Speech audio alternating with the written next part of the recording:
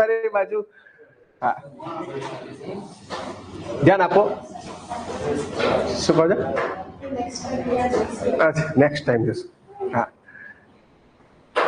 છૂટી નહીં જઈ શકો છો. ધ્યાન આપજો. મેન કહાની ઉપર આવી જઈએ આપણે. બંગનું આંદોલન જોયું 1911 સુધી આપણે આયા.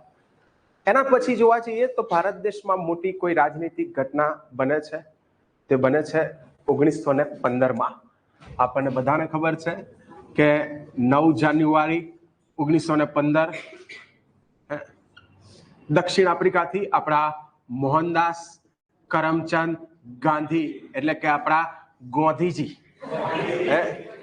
ગોંધીજી દક્ષિણ આફ્રિકાથી ભારત દેશ પરત ફરેલા ભારતીયોને વિજય અપાઈને જે દિવસને આપણે પ્રવાસી ભારતીય દિવસ તરીકે ઉજવીએ છે. બાપુની એન્ટ્રી પડી, પાછળ મ્યુઝિક ચાલતું હતું, વાદો સે અપને મુકરતા, ખ્યાલ આવે છે? ધ્યાન આપજો. તો બાપુ આવી ચુક્યા છે, બાપુની એન્ટ્રી પડી ચુકી છે. ઓકે, તો બાપુની થોડીક બેઝિક વાત કરીએ આપણે. ઓકે, બસ થોડી વારમાં જ તમને છોડી દઈશ. પૂર્ણાહુતિ આપણે આપીએ છીએ, ચિંતા ના કરો. અને પછી કાલે આપણે લેક્ચર ગોઠવીશું, બીજા 2 લેક્ચર, આ રીતે 3-4 કલાકનું આયોજન કરીશું. ઓકે, ધ્યાન આપજો. બાપુ આવી ચુક્યા છે, તો બાપુના આંદોલનોની થોડીક બેઝિક માહિતી, એટલે કે બાપુના વિશે આપણે થોડીક બેઝિક માહિતીઓ લઈએ. ધ્યાન આપો. 2 મિનિટ. Yes sir. હેલો, કેમ છો સાહેબ?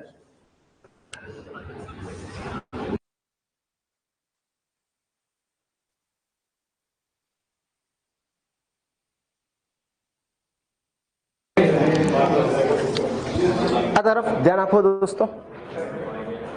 જે આપણે ભણી રહ્યા હતા એમ, બાપુ 9 જાન્યુઆરી 1915 મોહનદાસ કરમચંદ ગાંધી દક્ષિણ આફ્રિકાથી ભારત દેશ પરત ફરે છે, જેને આપણે પ્રવાસી ભારતીય દિવસ તરીકે ઉજવે છે. બાપુ આવી ચુક્યા છે, તો એમની બેઝિક માહિતી આપણે લઈ લઈએ, જ્યાંથી અવારનવાર તમારી પરીક્ષામાં સવાલ પૂછાય છે. બાપુ આ લોકોના હોટ ફેવરિટ છે.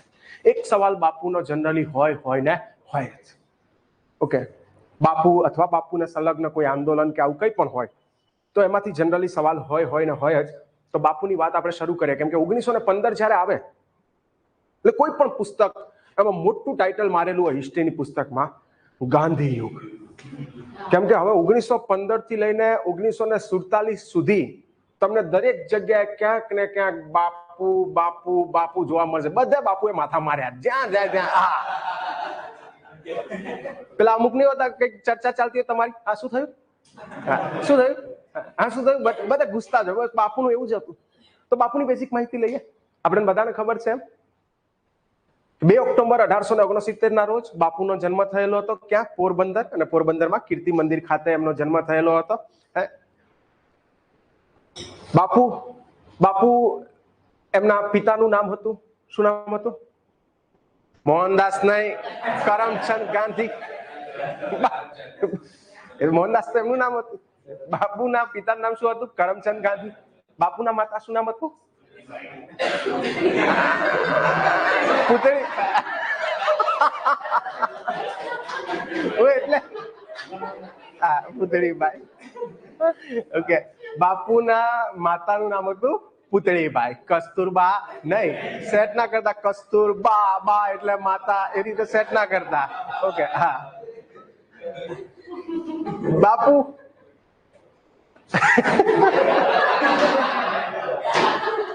બાપુને 2 ભાઈ પણ હતા. શું નામ હતું બાપુના ભાઈઓનું નામ? રાહુલ ગાંધી, રાજીવ ગાંધી. બાપુના 2 ભાઈઓ શું નામ હતું?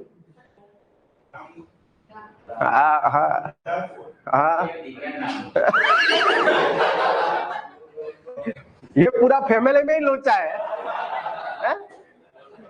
બાપુના 2 ભાઈઓ લક્ષ્મીદાસ ગાંધી અને કરસનદાસ ગાંધી. ઓકે, લક્ષ્મીદાસ ગાંધી અને Karsandas. Pay and use. Okay, વચ્ચે આવું એક પિક્ચર આવ્યું હતું. ઓકે, હા ઠીક છે. બાપુને 4 દીકરાઓ પણ હતા. ઓકે, શું નામ હતું? ઓકે, હા, આપણે તમે બધા ભણેલા છો તો મને યાદ છે એ દિવસે તમને ભૂલથી બોલાવી દીધેલા, બરાબર ને? હા, અને મેરેથોન હતી અહીંયા પેલી ત્યારે, હા, હું ફરતો આવેલો અહીંયા, મને રિવરફ્રન્ટ બાજુથી મારે આવવાનું હોય, ત્યાંથી આવવા નતો દીધો. તો ઠીક છે, એટલે બેઝિક તો તમે ભણેલા છો, પણ છતાંય હું કહી દઉં છું. ઓકે, હા, એમના 4 દીકરા હતા, હરિલાલ, મણિલાલ, રામદાસ અને દેવદાસ. 2 લાલ હતા, 2 દાસ હતા. ક્લિયર? ઓકે, હા, ધ્યાન આપશો ભાઈ, સેટ ના કરતા કોઈ. ઓકે, કે ઘણાને છે ને એવું છે કે આ રાજીવ ગાંધી, ઇન્દિરા ગાંધી, રાહુલ ગાંધી આ બધા ગાંધીજીના વારસદાર છે, એટલે એ લોકો ગાંધીનો ઓર ગાળો દે છે. અલ્લા ભાઈ, એ લોકોને કોઈ નાવા નીચોડવાનો એવો સંબંધ નથી. ઓકે, ધ્યાન આપજો. બાપુના એક બેન પણ હતા. શું નામ હતું? રાલિતા. શું નામ હતું? રાલિતા. લોલિતા નહીં, રાલિતા. ક્લિયર? ઓકે, હા. બાપુની થોડીક વાત કરીએ આપણે હજુ. બાપુનું બાળપણ રાજકોટમાં આવેલા કબા ગાંધીના ડેલામાં પસાર થયું છે. ઓકે, એમના પિતા દિવાન હતા. ઓકે, ઘણી વાર એવું લખે કે એક સામાન્ય પરિવારથી બિલોંગ કરતા હોય, કે દિવાન સામાન્ય પરિવારમાં આવતો હોય તો બીજાની તો શું હાલત હશે? હે, ઠીક છે, દિવાનનો છોકરો સામાન્ય પરિવારથી બિલોંગ કરે, ઠીક છે, આ તો અંબાણી જેવા ગરીબ લાગે છે. ઓકે, ઠીક છે, તો મેન વાત ઉપર આવી જઈએ. બાપુ જે છે એમનું બાળપણ રાજકોટમાં આવેલા કબા ગાંધીના ડેલામાં પસાર થયેલું હતું. બાપુએ એમનું પ્રાથમિક શિક્ષણ રાજકોટમાં આવેલી આલ્ફ્રેડ હાઈસ્કૂલમાંથી મેળવેલું હતું, અને બાપુ કોલેજ કરવા માટે ભાવનગરની શામળદાસ ગાંધી કોલેજ ગયેલા. ક્યાં ગયેલા હતા? શામળદાસ ગાંધી કોલેજ. ત્યાં આગળ થોડુંક ભણ્યા, એમને ગણીને 6-8 મહિના રહ્યા હશે. પછી એમને લો કરવાની ઈચ્છા થઈ, એટલે એમણે ગયા અહીંયાથી લંડન લો કરવા માટે. ઓકે, 1881 લો કરવા માટે બાપુ લંડન ગયા, કાયદાનો અભ્યાસ કરવા માટે. અને 1891માં એમનું બેરિસ્ટર કમ્પ્લીટ કરીને, લો કમ્પ્લીટ કરીને 91માં પરત ફર્યા. એના પછી બાપુ જે હતા એમણે રાજકોટ, અમદાવાદ, મુંબઈ આ બધી જગ્યાએ વકીલાતની પ્રેક્ટિસ કરી, જેમાં એ બહુ જ નિષ્ફળ વકીલ રહ્યા. ઓકે, જરાય સફળ નહીં, બહુ જ નિષ્ફળ વકીલ હતા બાપુ. અને 1893ની અંદર અબ્દુલ્લા કંપનીનો કેસ લડવા માટે બાપુ અહીંયાથી ગયા. ક્યાં? દક્ષિણ આફ્રિકા. હવે અહીંયાથી બાપુને દક્ષિણ આફ્રિકા કેમ લઈ જવામાં આવેલા હતા? એ એટલા માટે લઈ જવામાં આવેલા હતા કે આફ્રિકાની અંદર અબ્દુલ્લા 2 ભાગીદારોની પેઢી હતી. ગુજરાતી ભાગીદારો હતા 2, અને આ 2 ભાગીદારોમાં હિસાબોમાં થોડું ગફલું થયું, લોચા વાગ્યા, એટલે એક ભાગીદારે બીજા ભાગીદાર ઉપર ઠોક્યો કેસ. એક ભાગીદારે બીજા ભાગીદાર ઉપર કેસ ઠોક્યો. કેસ છેલ્લે અદાલતમાં ગયો. જજ બધા હિસાબો જોવે, જજને કઈ ગતાગમ ના પડે. પ્રોસિક્યુટર બધા હિસાબો જોવે, એને કઈ ગતાગમ ના પડે. હા, કોઈ કઈ ગતાગમ ના પડે, કેમ કે આ લોકો એમના હિસાબો બધા ગુજરાતીમાં લખેલા. ખ્યાલ આવે છે? શામાં લખેલા? ગુજરાતીમાં. એટલે હવે એક એવા વકીલની જરૂર હતી કે જેને કાયદાની ભાષા ખબર હોય, જેને ગુજરાતી આવડતું હોય, અને જેને અંગ્રેજી પણ આવડતું હોય. અને એટલે પસંદગી ઉતારવામાં આવી બાપુ પર. એટલે એવું કોઈ ના માની લે કે બાપુ બહુ સફળ વકીલ હતા એટલે એમને આફ્રિકાનો કેસ મળ્યો હશે એટલે બાપુ અહીંથી ના. અને અહીંયા આ કેસ એમને મળ્યો નથી. એમના ભાઈ જે હતા એમને સેટ કરીને એમને અપાવડાયેલો હતો. આ છોકરાનું કરિયર સેટ થાય એમ એ બાને. ખ્યાલ આવે છે? તો બાપુ પછી એટલે બાપુનું ત્યાં કામ એક ટ્રાન્સલેટર જેવું હતું, એનાથી વિશેષ નહીં. 93ની અંદર બાપુ હવે આફ્રિકા જાય છે. આપણા મુંબઈ બંદરેથી નીકળે છે અને આફ્રિકાના ડર્બન બંદરે ઉતરે છે. પૂછાઈ ચૂકેલો સવાલ છે કે બાપુ આફ્રિકાના કયા બંદરે ઉતરેલા? ડર્બન બંદરે ઉતરેલા હતા. ઓકે, અને ત્યાંથી એમને જવાનું હતું પ્રિટોરિયા. ક્યાં જવાનું હતું? પ્રિટોરિયા. તો બાપુ લંડન ભણીને આવેલા હતા, એટલે પાછા થોડાક વિદેશી રંગે રંગાયેલા છે, વ્યવસ્થિત ગયેલા છે. એ જ મેરા જૂતા હે જાપાની, યે પતલૂન ઇંગ્લિસ્તાની, સર પે લાલ ટોપી રૂસી, ફિર ભી દિલ હે હિન્દુસ્તાની. અને બાપુ પણ આવી ગયા છે, પ્રિટોરિયા જવાનું છે. ફર્સ્ટ ક્લાસની ટ્રેનની ટિકિટ હતી બાપુની. બાપુ ટ્રેનમાં ચડ્યા. હવે આફ્રિકામાં તો એ સમયે ભારતીયોની સ્થિતિ બહુ ખરાબ હતી, ભારત કરતા ખરાબ હતી. ભારતીયોને ત્યાં હોટલ્સ ક્લબમાં પ્રવેશ નહોતો, રેલવેના પ્રથમ વર્ગમાં બેસવાની પરવાનગી નથી, ઘણી બધી સ્ટ્રીટ એવી છે, શેરીઓ એવી છે કે જ્યાંથી કોઈ ભારતીય પસાર ના થઈ શકે, શિક્ષણમાં યોગ્ય સ્થાન નહીં, બિઝનેસ વેપાર ધંધામાં એમના ઉપર નિયંત્રણો, ભારતીયો જોડે ફરજિયાત પંજીકરણ દર વર્ષે કરાવવામાં આવતું, પંજીકરણ એટલે કે નોંધણી, અને કાગળિયો એમને આપવામાં આવે છે, 12 માસ 24 કલાક ભારતીય પોતાના જોડે જ રાખવાનું, બહુ બધા નિયંત્રણો હતા ભારતીયો ઉપર. અમુક ગંદી ગોબરી ગીચ વસ્તીઓમાં જ ભારતીયો રહેવાનું, એથી વિશેષ કોઈ જગ્યાએ ભારતીયો રહી ના શકે, બહુ નિયંત્રણો ભારતીયો ઉપર. અને ત્યાં તો ભારતીયોની હાલત અહીંયા કરતા ખરાબ હતી. તમને એવું થતું હશે કે સાહેબ પહેલા તો આ ભારતીયો આફ્રિકા પહોંચ્યા કેમ ના? આ બસ્તીઓ તમે કહો છો આખી આખી બસ્તીઓ કેમ નહીં પહોંચી ગઈ ત્યાં? ભાઈ એકચ્યુઅલમાં 1850 થી લઈને 60 સુધીનો આ જે દશક, આ દાયકો રહેલો છે, દરમિયાન બહુ બધા ભારતીયોને અંગ્રેજો આફ્રિકામાં લઈ ગયેલા, ત્યાંની ખદાનોમાં મજૂરી કરાવવા માટે, એટલે કે ત્યાંની પેલી શું કહેવાય, ખાણો હોય એની અંદર મજૂરી કરાવવા માટે, ખેતરોમાં મજૂરી કરાવવા માટે, એટલે મજૂર તરીકે લઈ ગયેલા. આપણી પબ્લિકને હવા પાણી માફક આવી ગયા, ધંધો થોડો માફક આવી ગયો, બસ પછી શું પબ્લિકે ધામા નાખી દીધા અને ધીરે ધીરે ત્યાં ભારતીયોની બસ્તી ઊભી થઈ ગઈ. પણ આ બધી પબ્લિક ત્યાં આગળ ઘણા સમયથી રહી છે, છેલ્લા 30, 40, 50 વર્ષથી ત્યાં આગળ આ બધી પબ્લિક રહી છે. પણ એ લોકોને અહીંયા એક નાગરિક તરીકેના હજુ અધિકારો મળ્યા નથી. એમની જોડે આ હદ સુધીનો ભેદભાવ કરવામાં આવે છે. બાપુ અહીંયા પહોંચી ગયેલા, ફર્સ્ટ ક્લાસની ટ્રેનમાં બેઠા છે, એટલે ટિકિટ છે, ટ્રેનમાં બેઠા છે, ટ્રેન ઉપડી અને થોડી વાર થઈ બધા અંગ્રેજોનું ધ્યાન પડ્યું કે આ કોઈ ઇન્ડિયન્સ બેસી ગયો લાગે છે પ્રથમ વર્ગમાં. બાપુને કીધું તારી હિંમત કેમ નહીં, તું ફર્સ્ટ ક્લાસના કોચમાં બેઠો? બાપુએ કીધું હિંમત કેમ નહીં, એટલે ટિકિટ છે મારી જોડે. है टिकट लिए है, टैक्स भरे है तुमको, है काहे नहीं बैठ सकते? બાપુ પેલા ગોરો જે હતો એને બાપુની બોચી પકડી અને બાપુએ ખુદ લખ્યું સત્યના પ્રયોગમાં કે એમને જબરદસ્ત પડી હતી. ઓકે, હા, લાતો મારેલી, લાતો.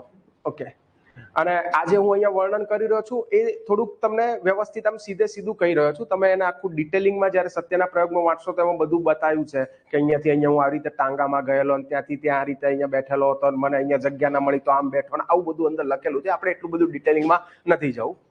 પણ મૂળ મુદ્દે ભારતીયને જોયા એટલે બધા ગોરાઓએ પકડ્યા, બાપુને ધક્કા માર્યા અને છેલ્લે આ પ્રિટોરિયા જતા વચ્ચે આવતું હતું જોહાનિસબર્ગ, અને જોહાનિસબર્ગનું સેન્ટ પીટર મેરિટ્સબર્ગ સ્ટેશન હતું, ત્યાં બાપુને ધક્કા મારીને ઉતારી દીધા. બેસતો નહીં પછી ફર્સ્ટ ક્લાસમાં. ભૂરિયો ગુજરાતીમાં કહે છે આવું. ઓકે, લખતા નહીં ખાલી કે ભૂરિયાએ બાપુને ગુજરાતીની ધમકી મારેલી.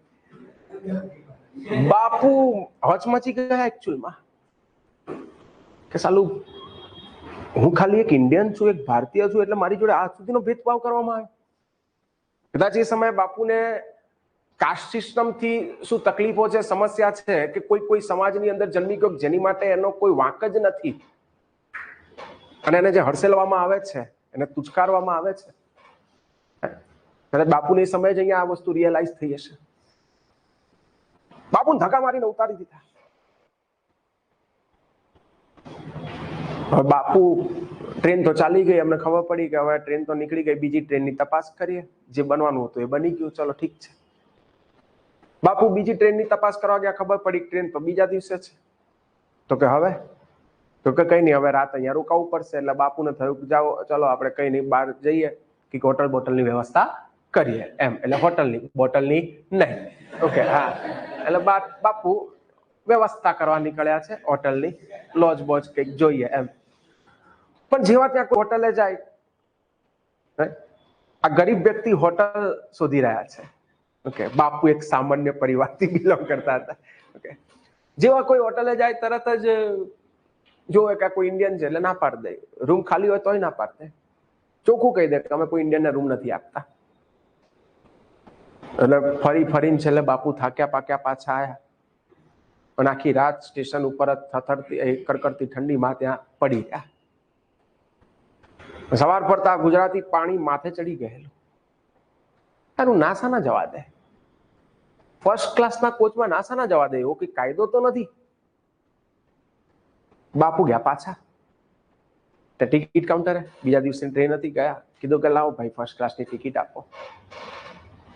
પેલા ત્રીજા વર્ગની કાઢીને આપી. બાપુ કીધું મેં ફર્સ્ટ ક્લાસની માંગી. પેલા કીધું લઈ જા ને ભાઈ, હમણાં પાછો ધક્કા મારીને કાઢશે, પાછો રાત અહીંયા અહીંયા પડ્યો રહીશ. બાપુ પેલાને કાયદો સંભળાવવાનો ચાલુ કરે છે. અડધો પોણો કલાક કાયદો સંભળાવે છે. છેલ્લે પેલો કંટાળે, કીધું જા લઈ જા ભાઈ, ટિકિટ લઈ જા. બાપુને ફર્સ્ટ ક્લાસની ટ્રેનની ટિકિટ મળી ગઈ. બાપુએ આ વખતે નક્કી કર્યું છે કે હું બેસીશ, ફર્સ્ટ ક્લાસમાં જ બેસીશ, નાસા ના બેસવા દે.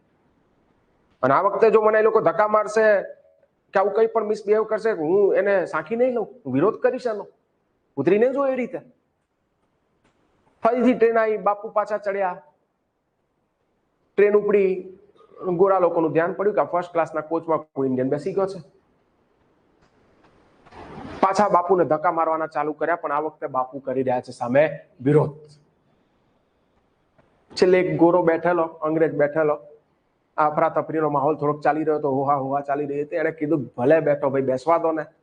એમ પણ કે બીજા ઇન્ડિયન્સ એવો ગંદો ગોબરો લાગે છે, ભલે બેઠો, બેસવા દો કે. અને બાપુને છેલ્લે બેસવા દેવામાં આવ્યા. ફર્સ્ટ ક્લાસના કોચમાં જ બેસીને બાપુ આયા પ્રિટોરિયા. ઓકે, બાપુ જયારે પ્રિટોરિયા પાછા આયા, એટલે કે પ્રિટોરિયા જયારે આયા એટલે એમણે તપાસ કરી કે સાલું અહીંયા સ્થિતિ શું છે. ખબર પડી કે અહીંયા તો સ્થિતિ ભારત કરતા બદતર છે ભારતીયોની. ગંદી ગોબરી ગીચ વસ્તીઓમાં ભારતીયો રહેવાનું નહીં, શિક્ષણમાં એમને સ્થાન, હોટલ્સ ક્લબની અંદર પ્રવેશ નહીં, રેલવેના પ્રથમ વર્ગમાં પ્રવેશ નહીં, શિક્ષણમાં કોઈ સ્થાન નહીં એમને, વેપાર ધંધાની અંદર પણ એમના ઉપર નિયંત્રણ, પેલા પંજીકરણો કરાવવા પડે, કેટલાય નિયંત્રણો. બાપુએ બધા ભારતીયોને ભેગા કર્યા, કીધું કે તમારી ઉપર આટલા બધા અત્યાચાર થાય છે, તમે વિરોધ કેમ નથી કરતા. બાપુને ખબર પડી આ લોકો વિરોધ શું કરવાના, કેમ કે એ કઈને અંગ્રેજી નથી આવડતું, બધા ઢગાના ઢ. હા, કેમ કે વિરોધ કરવા માટે તમને એમની ભાષા તો આવડવી જોઈએ ને. પેલો અંગ્રેજીમાં કંઈક બોલતો હોય, તમે ગુજરાતીમાં કંઈક બોલતા, પેલો અંગ્રેજીમાં ગાળો દે, તમને ખબર ના પડે, તમે હસતા હસતા એને ખબર ના પડે. મૂળ મુદ્દે સમાધાન શું આવે? કઈ નહીં. તમે જે બોલો હોય તમારે એની ભાષામાં તો એને જવાબ આપવો પડશે. બાપુએ કીધું કઈ વાંધો નહીં, જો તમને અંગ્રેજી નથી આવડતું તો હું તમને અંગ્રેજી શીખવાડું. હું જ્યાં સુધી મારા કામ માટે અહીંયા આવ્યો છું, પણ જ્યાં સુધી હું અહીંયા છું ત્યાં સુધી તમને અંગ્રેજી શીખવાડીશ. જેને પણ શીખવું હોય એ મારી જોડે આવી શકે છે. બાપુએ સ્પોકન ઇંગ્લિશના ક્લાસ ચાલુ કર્યા. ઓકે, પહેલી જ બેચમાં એમને બહુ વિદ્યાર્થી થયા, 3 વિદ્યાર્થી થયા. કેટલા? 3. ઓકે, સક્સેસફુલ બેચ હતી બાપુની. હા, એટલે કોઈ એવું ના માની લેતા કે ઓહો એમને ભણાવવાનું ચાલુ કર્યા તો બહુ બધા લોકો ભણવા આવી ગયા. ના, પણ શરૂઆત હંમેશા નાની જ હોય. ખ્યાલ આવે છે? શરૂઆત હંમેશા નાની જ હોય. આ સામે પ્રાજેશ્વ ફાઉન્ડેશન તમે જે જુઓ છો, એની જે શરૂઆત થયેલી, એક ગાંધીનગરની અંદર એક બંગલો હતું, બંગલા જેવું, ને એની નીચે એનું ભોયરું હતું, ને ભોયરાની અંદર એની શરૂઆત થયેલી. આ ઉત્સવ ભટ્ટ સાહેબ, આપણા સંદીપ રૂપેલા સાહેબ જે છે, એસીપી છે ત્યારે, એમના ખાસ મિત્ર છે, બરાબર. અને એમની ત્યારે બેચ શરૂ થયેલી ને શરૂની, તો મને સાહેબે કીધેલું કે એમના ત્યાં તમારે વિવેકભાઈ લેક્ચર લેવા જવાનું છે. આપણા મિત્ર સંદીપ સર, એટલે મારો પરિચય સાહેબ જોડે કરાયેલો, તો હું ત્યાં જે તે સમયે એમની બેચમાં લેક્ચર લેવા ગયેલો. 8 છોકરા હતા. કેટલા છોકરા હતા? 8. ઓકે, દરેકની શરૂઆત આવી જ હોય. આદર્શનો પણ જયારે શરૂઆત થયેલી હતી તે દિવસે પહેલો લેક્ચર હતો ત્યારે 6-7 છોકરાઓ જ હતા. પહેલી આપણી બેચ હતી ને એમાં 6-7 છોકરાઓ, 6-7 એડમિશન જ હતા. અને આપણે તો એવું થયું કે ફેબ્રુઆરી 2021 ક્યાં 2021, હા, ફેબ્રુઆરી 2021માં આપણે ચાલુ કર્યું. જાન્યુઆરીમાં જસ્ટ આપણે ચાલુ કર્યું અને ત્યાં હજુ મહિનો આપણી બેચ ચાલી હશે અને પેલી સેકન્ડ વેવ ચાલુ થઈ એટલે તરત ક્લાસીસ કરાવી દીધા બંધ. પછી એ છોકરાઓને ના પાડેલી જયારે ખુલશે ત્યારે તમને પાછા આપણે લાઈવ ભણાવીશું. પછી 5-6 મહિના ક્લાસ બંધ રહ્યા. હવે એમાં તો કોઈ કંઈ કરી શકે એમ હતું જ નહીં. ઓકે, શરૂઆત બધાની એવી જ હોય, નાની જ હોય. તો બાપુએ ભણાવવાના ચાલુ કર્યા લોકોને, પણ લોકોના મનમાં ધ્યાનમાં આવ્યું કે આવો કોઈ વ્યક્તિ છે જે આપણા લોકોને આ રીતે ભણાઈ રહ્યો છે. બાપુએ સમય ઇંગ્લેન્ડે પત્ર લખ્યો ત્યાંની સરકારને કીધું કે આ જ છે તમારી સભ્યતા, આ જ એક સભ્ય દેશનું સભ્ય વર્તન છે. એક સાચો સભ્ય દેશ ના કોઈ દિવસ પોતાના ઉપર અત્યાચાર સહન કરી શકે, ના કોઈના ઉપર કરી શકે.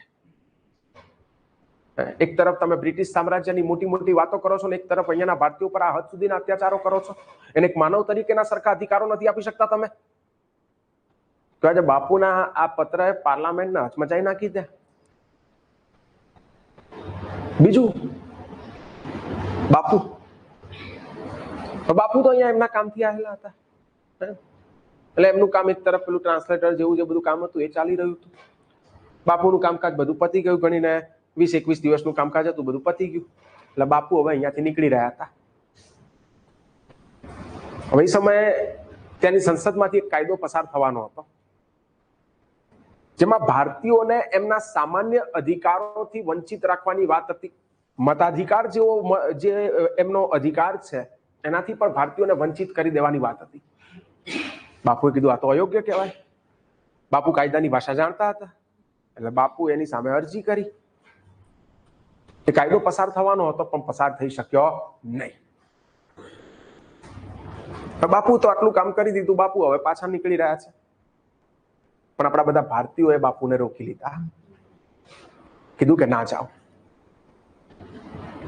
બાપુએ આપણા બધા ભારતીયોને રોકી લીધા. કીધું કે બાપુને આ બધા રોકી લે છે કે ના જાઓ, તમે અહીંયા રોકાઈ જાઓ, અમારી લડતનું પ્રતિનિધિત્વ કરો. તમે ઇંગ્લિશ, તમને અંગ્રેજી આવડે છે, કાયદાની ભાષા આવડે છે, તમે અમારી માટે આટલું સારું કામ કર્યું છે, તમે અમારી આ લડતનું પ્રતિનિધિત્વ કરો. કેમ કે કાલ ઉઠીને મતાધિકાર જેવા અધિકારો અમારા હાથમાંથી જતા રહેશે તો અમને તો કોઈ નહીં સાંભળે. બદથી બદતર હાલત થઈ જશે અમારી. છેલ્લે બધા મનાવે છે એટલે બાપુ રોકાઈ જવા માટે તૈયાર તો થઈ જાય છે. પણ બાપુએ કીધું કે મારું ખાવા પીવાનું ને બધાનું શું એમ. પેલા લોકોએ કીધું કઈ વાંધો નહીં, જો તમે અહીંયા રોકાઓ, અમારી લડતનું પ્રતિનિધિત્વ કરો. અમારા બધા ઉપર નાના મોટા કેસ ચાલે છે, જે અમારે વકીલની એની જરૂરિયાત પડે છે, તો એ બધું કેસ અમે તમને આપીશું.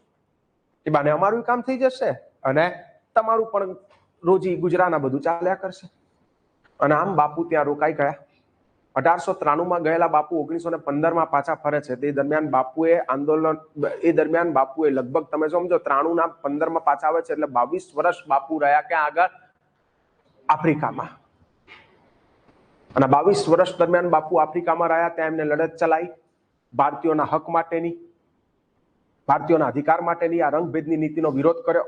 એની માટે બાપુએ ત્યાં ફિનિક્સ અને ટોલ્સ્ટોય જેવા આશ્રમની પણ સ્થાપના કરી. ત્યાંનો આંદોલનનો આખો ઇતિહાસ અલગ છે, એમાં આપણે અંદર નથી જવાનું. પણ ત્યાં મૂળ મુદ્દે 1915 આવતા તો ત્યાંની સરકારને છેલ્લે બાપુએ ઝુકાઈ અને ભારતીયોને એમના અધિકારો અપાયા. અહિંસાના પ્રયોગો જે તમે જુઓ છો, જે બાપુ અહીંયા કર્યા છે, એના પ્રયોગો બાપુ આફ્રિકામાં કરી ચૂકેલા હતા. એટલે આપણને તો અહીંયા જે બાપુ મળ્યા છે રેડીમેડ બાપુ મળ્યા છે, કે જેમને આંદોલનો દરમિયાન ખબર છે કે કેવી કેવી પરિસ્થિતિઓ સર્જાઈ શકે. અને આમ 22 વર્ષે છે બાપુ પાછા ફરે છે. એટલે એવું ના માની લેતા કે 22 વર્ષે પાછા ફરે છે એટલે 22 વર્ષે જ આયા, એના પછી ભારતમાં આયા જ નથી. ના, એમ તો ઘણી વાર વચ્ચે આવેલા છે. એક વાર વચ્ચે આયા, કસ્તુરબા એમને લઈને ગયા, ફેમિલીને લઈને ગયા, એટલે એવું બધું તો ચાલ્યું છે. પણ 22 વર્ષ સુધી પછી એમની કર્મભૂમિ કઈ રહી? આફ્રિકા. 9 જાન્યુઆરી 1915 ના રોજ બાપુ અહીંયા પાછા આવ્યા. અને બાપુ જયારે ભારતીયોને વિજય અપાઈને પાછા આવ્યા તો બાપુ એકલા નતા. બાપુ એમની જોડે જોડે કેટલાક આફ્રિકાથી લોકો પણ આવેલા હતા. એટલે એમના રહેવા ખાવાનો પ્રશ્ન હતો. અને એટલે જ આ પ્રશ્નના ઉકેલ માટે બાપુએ 25 મે 1915 ના રોજ આપણા અમદાવાદના કોચરબ ખાતે જીવનલાલ બેરિસ્ટર એમના એક મિત્ર હતા, એમના મકાનમાં બાપુએ કોચરબ આશ્રમની કરી સ્થાપના. ક્લિયર? જે બીજા સત્યાગ્રહ આશ્રમ તરીકે પણ ઓળખાય છે. તમે ત્યાં જશો, મોટું બોર્ડ મારેલું હશે, સત્યાગ્રહ આશ્રમ. ક્લિયર? ઓકે. બીજું, બાપુએ અમદાવાદમાં બીજો પણ એક આશ્રમ ઉભો કરેલો છે. 17 જૂન 1917 ના રોજ બાપુએ સાબરમતી નદી કિનારે સાબરમતી આશ્રમની સ્થાપના કરેલી હતી. અને આ સાબરમતી આશ્રમ જે છે બીજા હરિજન આશ્રમ તરીકે પણ ઓળખાય છે. આ સાબરમતી આશ્રમ કેમ અહીંયા ઉભો કરેલો હતો આગળ આવશે ત્યારે હું ચર્ચા કરીશ. આ સાબરમતી આશ્રમમાં બાપુનું નિવાસ સ્થાન હૃદય કુંજના નામથી ઓળખાય છે.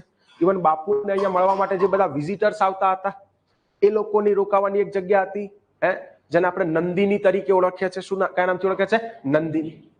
ક્લિયર? આ બધું એક્ઝામમાં પૂછાતું રહેતું હોય છે, એટલા માટે ચર્ચા કરી રહ્યો છું. અને હવે અહીંયા બાપુની કેટલીક બેઝિક વાતો આપણે ચર્ચા કરી દઈએ. જે બધું આગળ આપણે જોવાનું જ છે કે બાપુનો ભારત દેશમાં પ્રથમ સત્યાગ્રહ એટલે ચંપારણ સત્યાગ્રહ 1917. આગળ જોઈશું આપણે. બાપુનો ગુજરાતની અંદરનો પ્રથમ સત્યાગ્રહ, અથવા એવું પૂછે ગુજરાતનો પ્રથમ ખેડૂત સત્યાગ્રહ એટલે ખેડા સત્યાગ્રહ 1917-18. આગળ આપણે જોઈશું. બાપુનો એક મજૂર સત્યાગ્રહ પણ છે, અમદાવાદ મિલ મજૂર સત્યાગ્રહ. આ સિવાય પણ બાપુએ ઘણા બધા રાષ્ટ્રીય આંદોલનોને પણ નેતૃત્વ પૂરું પાડ્યું છે, જેમ કે અસહકારનું આંદોલન, સવિનય કાનૂન ભંગની લડત. આ બધા આગળ આપણે જોઈશું. હિંદ છોડો આંદોલન, આ બધા પણ. ઇવન બાપુ જે હતા એમણે આપણા કેટલાક નેતાઓને, કેટલાક વિદ્વાનોને કેટલાક નામો આપ્યા છે, ઉપનામો આપ્યા છે, જે ઘણીવાર એક્ઝામમાં પૂછાય છે, તમને ખબર હોવા જોઈએ. જેમ કે બાપુએ કવિવર કીધેલા રવિન્દ્રનાથ ટેગોરને. બાપુએ ડુંગળી ચોર કીધેલા કોને? મોહનલાલ પંડ્યાને.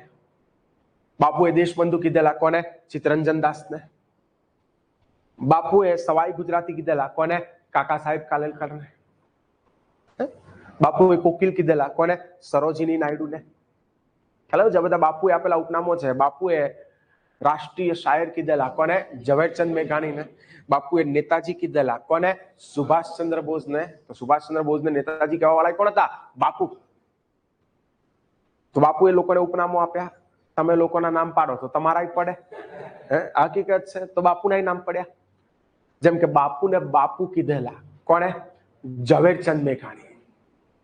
ઓકે, બાપુને બાપુ કોને કીધેલા? ઝવેરચંદ મેઘાણીએ.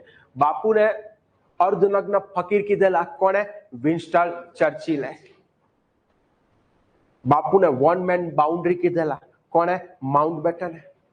બાપુને મહાત્મા કીધેલા રવિન્દ્રનાથ ટેગોરે. ચંપારણ સત્યાગ્રહ દરમિયાન એમને મહાત્મા કીધેલા. આગળ આવશે, આપણે ચર્ચા કરીશું.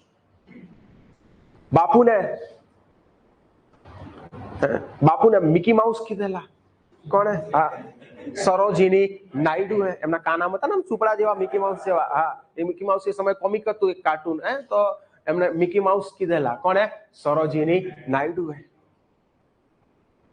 બાપુને રાષ્ટ્રપિતા કીધેલા કોને? સુભાષચંદ્ર બોઝ. ક્લિયર?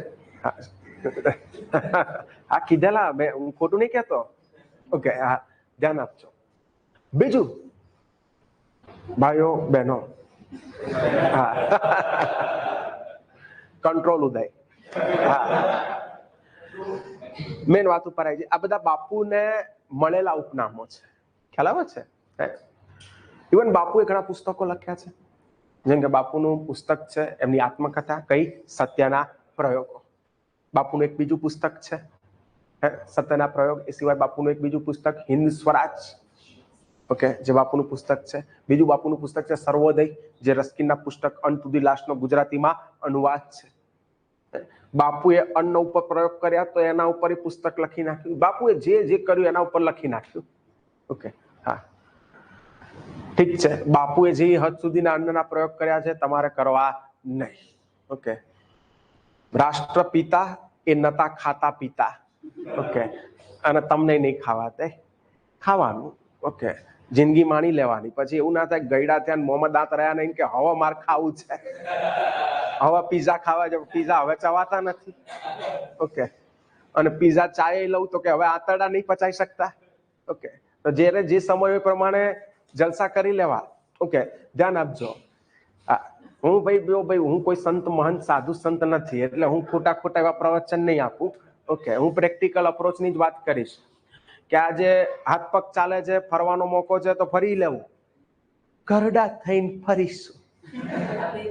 પણ એવું થયું ઘરડા થઈને ફરીશું જગ્યા ઘરડા થઈને પલંગે પડીશું તો ઊભા થવાના હોશ નહીં રહે તો ક્યાં જશો? પછી રીલ્સમાં જ હિમાલય ફરવો પડશે આખો. એટલે સમયની વાત છે. સમય પ્રમાણે બધું કરી લેવું. ધ્યાન આપજો. મેન કહાની ઉપર આવી જઈએ. લગ્ન પણ સમય આવે તો એ પ્રમાણે લગ્નની ઉંમર થાય તો કરી લેવા, બાકી રાખવા નહીં. હા, ઘણાને પાછું એવું હોય કે હજુ વાર છે, હજુ વાર છે. ઓકે, હજુ સારું, હજુ સારું. બધો એકદમ વ્યવસ્થિત છોકરો બતાવ્યો અથવા વ્યવસ્થિત છોકરી હોય તો હજુ સારું, હજુ સારું. હાઈવે ઉપર ઊભા હોય ને તો સારી બસ મળે તો બેસી જવું. ખ્યાલ આવે છે? હા, હાઈવે ઉપર ઊભા હોય તો સારી બસ મળે તો બેસી જવું. બહુ રાહ નહીં જોવી, ને તો છેલ્લે ખટારામ બેસીને જવાના વારા આવે. ખ્યાલ આવે છે? તો લગ્ન કરવાની એજ થાય, વ્યવસ્થિત સમય, સારું પાત્ર છે તો કરી લેવા. પછી બહુ રાહ નહીં જોવાની કે હજુ સારું, હજુ સારું, હજુ યુપીએસસી આપી દઉં, હજુ જીપીએસસી આપી દઉં. હે તો સમય જતો રહેશે પછી. હા, ધ્યાન આપજો. મેન કહાની ઉપર આવી જઈએ દોસ્તો આપણે. બીજું ધ્યાન આપો તો બાપુના પુસ્તક છે, બાપુની ઘણી પત્રિકાઓ પણ છે. જેમ કે બાપુની એક પત્રિકા હતી યંગ ઇન્ડિયા, બાપુની એક પત્રિકા હતી ઇન્ડિયન ઓપિનિયન, એમણે આફ્રિકામાં શરૂ કરેલી હતી ઇન્ડિયન ઓપિનિયન. બાપુની એક બીજી પત્રિકા હતી બુલેટિન, બાપુની એક બીજી પત્રિકા હતી હરિજન બંધુ, બાપુની એક પત્રિકા હતી નવજીવન, જે એમને ઇન્દુલાલ યાજ્ઞિક તરફથી ભેટમાં મળેલી. તો આ બધી બાપુની શું છે? પત્રિકાઓ. તો તમને ખબર હોવી જોઈએ.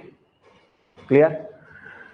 બીજું બાપુના મૃત્યુને લઈને તમને બધાને ખબર જ છે કે 30 જાન્યુઆરી 1948 નથુરામ ગોડસે બાપુને બે ધડ ગોળી મારી અને બાપુ એમનું અહીંયા થઈ જાય છે મૃત્યુ, હત્યા થઈ જાય છે એમની. નથુરામ ગોડસે એમની હત્યા કરી નાખે છે. દિલ્હીના બિરલા ભવન ખાતે બાપુની હત્યા થાય છે. બાપુની સમાધિ એ આવેલી છે દિલ્હીમાં રાજઘાટ ખાતે, જ્યાં થઈને બધા નેતાઓ નાટકો કરતા હોય છે. ઓકે, તો એ સમાધિ ક્યાં છે? રાજઘાટ. બહુ વાર પૂછાય છે બાપુની સમાધિનું નામ શું છે? રાજઘાટ. ક્યાં છે? દિલ્હીમાં છે. હવે આ વાદ વિવાદનો પ્રશ્ન છે, નથુરામ ગોડસે કેમ ગોળી મારી. ઘણા લોકો ગોડસેને હીરો તરીકે જોવે છે, ઘણા ગાંધીને હીરો તરીકે જોવે છે, પણ મારો ખાલી એટલો જ પ્રશ્ન છે કે ગોડસે અને ગાંધીની જ્યારે કમ્પેરિઝન થાય તો હું 110% કહીશ કે ગાંધી મહાન હતા.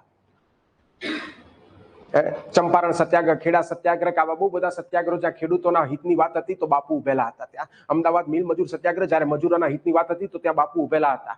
બહુ બધી મોટી લડતોની અંદર, ચાહે અસહકારનું આંદોલન, સવિનય કાનૂન ભંગની આંદોલન હોય, આવી બહુ બધી લડતોની અંદર બાપુએ આંદોલનના નેતૃત્વ લીધા છે. બાપુ જેલની અંદર કેટલી વાર ગયા છે, ક્યારેક નેટ ઉપર સર્ચ મારજો, ખબર પડે બાપુ કેટલા દાડા જેલમાં રહેલા હતા. તો દેશ માટે એમણે ઘણું કર્યું છે, એમાં કોઈ ડાઉટ નથી. શિક્ષણની વાત હોય, સ્ત્રીઓના ઉત્થાનની વાત હોય, કે હરિજનોના ઉત્થાનની વાત હોય, કે દલિતોના ઉત્થાનનો પ્રશ્ન હોય, હરિજન સેવા સંઘની પણ બાપુએ સ્થાપના કરી. તો આ બધું જ બાપુએ અલગ ક્ષેત્રે બાપુએ કામ કર્યું જ છે, એમાં કોઈ ડાઉટ નથી. નથુરામ ગોડસે ગોળી મારી છે એટલે કે ભાઈ બાપુ બાયસ થઈ ગયેલા, થોડા મુસ્લિમો બાજુ બોલતા હતા, આ બધો ખાલી પ્રશ્ન, જેમાં પેલા ગોળી મારીને માર નાખે. તો હું કહું છું ગોળી મારવું હતી તો પેલા મોહમ્મદ અલી જીણાને ગોળી મારવી હતી ને, તો પ્રશ્ન ત્યાં પૂરો થઈ જાય. ચૌધરી રહેમત અલીને ગોળી મારવી હતી, જેને પાકિસ્તાનનો વિચાર જ આપ્યો, તમે એને ગોળી મારી દેતી. એને ગોળી મારવી હતી ભાઈ. 80 વર્ષનો આ 278 વર્ષની એજ થઈ હતી લગભગ બાપુની, ત્યારે બાપુનું મૃત્યુ થયું. એને ગોળી મારીને શું દાદાગીરી બતાવી હતી? તો એ વિલનને ગોળી મારવી હતી. ઠીક છે, એટલે હું કોઈ દિવસ આ કમ્પેરિઝન ની અંદર પડતો નથી, પણ હું એમાં એટલું ચોક્કસથી કહું છું, જે ઇતિહાસ ભણ્યા છે, જે ઇતિહાસ જાણે છે, તો એ કોઈ દિવસ બાપુને વિલન તો નહીં જ ચિતરે. 100% તમારા વિચારની એ ખિલાફ વ્યક્તિ હોઈ શકે છે, કેમ કે તમારા બધાના વિચારમાં હીરો કેવો છે ખબર છે? તમારા બધાના મગજમાં હીરો એટલે પેલું ધનુષનું મારી પિક્ચર છે ને, એમાં પેલો ટપોરી ટાઈપનો, લુખ્ખા ટાઈપનો બતાવે છે, એવું કરે ને પબ્લિક ડરતી. તમારા મનમાં હીરોની છાપ આવી છે, અને એ હીરો નથી. અથવા હીરો આમ મસ્ત વર્દી પહેરીને ફરતો હોય, મૂછ મરોડતો હોય, તમારા બધાના મગજમાં હીરોની છાપ આવી છે. એ કદાચ સારો સ્માર્ટ કોઈ વ્યક્તિ દેખાતો હોય એવું હોઈ શકે, પણ એ હીરો નથી. હીરો હંમેશા એના વિચારોથી હીરો છે. બાબા સાહેબ આંબેડકર એમના લુકમાં કઈ નતું, પણ આજે હજારો લાખો કરોડો લોકો જે છે, શોષિત વર્ગના લોકો, એમના હીરો છે. આ તરફ ભગતસિંહના તમે એકચ્યુઅલ ફોટા જુઓ કે ભગતસિંહ બહુ ચાર્મિંગ નતા લાગતા, પણ ભગતસિંહ પણ આજે આપણા લાખો કરોડો લોકોના હીરો છે. તો એમના વિચારોથી હીરો છે. ખ્યાલ આવે છે? ઘણાને તો ખાલી ટપોરીગીરી કરવી હોય અને એ પોતાની જાતને હીરો સમજતા, એમ બે ચાર બટનો ખુલ્લા રાખે આમ વાળ આમ બધા આમ પેલા રાખે ને એને છપરી કહેવાય, છપરી. ખ્યાલ આવે છે? એને હીરો ના કહેવાય. અને પાછા ઘણી વાર મને એવા મળે ખરા ને, આપણે બોલાવાની રીત, મારા સાહેબ અત્યારે મને ફોન આવ્યો, મારા સાહેબનો જ ફોન આવેલો હતો, હા સર કેમ છો, બોલાવાની રીત. હવે ઘણી વાર એવા બધા છોકરાઓ બધા સારા જ હોય છે, પણ એવા હોય છે 1% નમૂનો એવો ફરતો છે, હા સાહેબ, અલા ભાઈ, આપણે મળે આપણે કે હા ભાઈ મજામાં, ઓકે. અને આમ બટન આમ ખુલ્લા રાખેલા હોય, ઓકે. છેક આમ બટન આપ ત્રણ ખુલ્લા રાખ્યા તો એટલી ગરમી લાગે તને?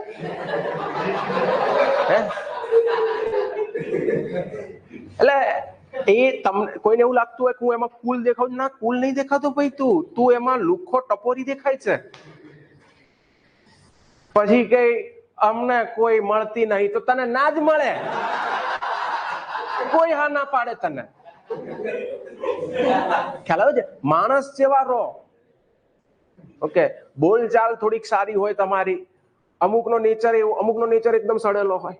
સડેલો એટલે કે તમે એની સરખી વાત કરો ને તો એકદમ આમ સિરિયસ થઈને જ આમ, હા, તમને એમ થાય કે યાર આ દિવેલ પીધેલો ક્યાંય આવી ગયો છે આ. એટલે આવી પબ્લિક છે. થોડા હસતા રહો, તમારું આમ બિહેવ એવું હોવું જોઈએ કે સામે વાળાને તમારી જોડે 2 મિનિટ વાત કરવી ગમે. અને સાહેબ પણ હું આવો જ છું તો સુધાર, ઓકે. એવો જ છે તો એમાં બહુ મહાન નથી, તો સુધાર. કેમ કે ભગવાને સુધારવાનો એક ઓપ્શન આપ્યો છે. ભલા લૂંટારાઓ સુધરી ગયા તો તું સાનો ના સુધરે? પણ તારે સુધરવું નથી, તારે એમાંથી બહાર નહીં આવવું. અને પછી એવું કહે છે કે અમને કોઈ સમાજમાં એક્સેપ્ટ નહીં કરતા, તો ના જ કરે દોસ્ત તને. ખ્યાલ આવે છે? સમાજ તમને એક્સેપ્ટ કરે એવા બનવું પડે. ખ્યાલ આવે છે?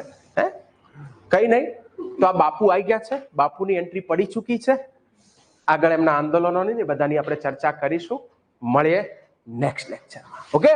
તો C you in the next lecture.